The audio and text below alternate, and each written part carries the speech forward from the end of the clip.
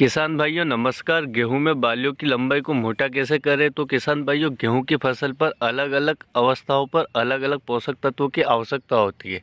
लेकिन किसान भाइयों, जब गेहूं के खेत में बालियां निकलनी स्टार्ट हो जाती है, उस वक्त आपको एक स्प्रे करने की आवश्यकता होती है, जिसकी वजह से आपकी गेहूँ की जो बालियों की लंबाई है उसमें वृद्धि देखने को मिलती है। साथ ही साथ आपको जो दानों का भराव होता है वो अच्छे से होता है और दाना जो है वजन के साथ साथ चमकदार भी होता है।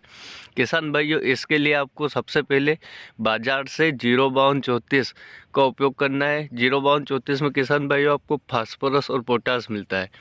फास्फोरस जो होता है किसान भाइयों, पौधे का जो ये तना होता है, इस तने को मजबूत करने का काम करता है।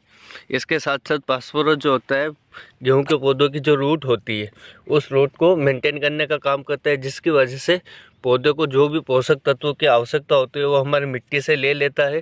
साथ ही साथ वो रूट के साथ साथ तने को मजबूत करता है। और किसान भाइयों, इसके साथ जो आपको पोटास मिलता है, पोटास जो होता है किसान भाइयों, वो किसी भी फसल का जो अंतिम उत्पाद होता है उसमें चमक और वजन बढ़ाने का काम करता है। जैसे कि हमारी गेहूं की फसल में गेहूं का जो दाना है वो हमारा अंतिम उत्पाद है, और अंतिम उत्पाद में वो क्या काम करता है, उसके चमक और उसका जो वजन होता है उसको बढ़ाने का काम करता है।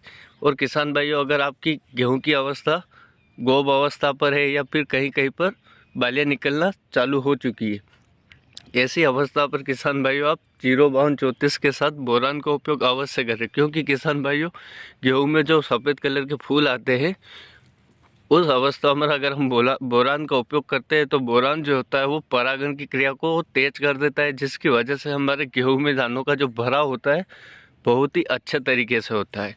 और किसान भाइयों, उसकी वजह से गेहूं में जो बीच बीच में जो बालियाँ रहती है, बालियों के बीच में जो दानों का भराव होता है वो पूरी तरह से होता है। क्योंकि बहुत बार हमें ऐसा देखने को मिलता है कि बालियाँ तो लंबी होती है लेकिन दानों का जो भराव होता है ऊपर की तरफ नहीं होता है, और वह दाने जो होते हैं खाली रह जाते हैं, जिसकी वजह से भी हमारे उत्पादन में कमी आती है।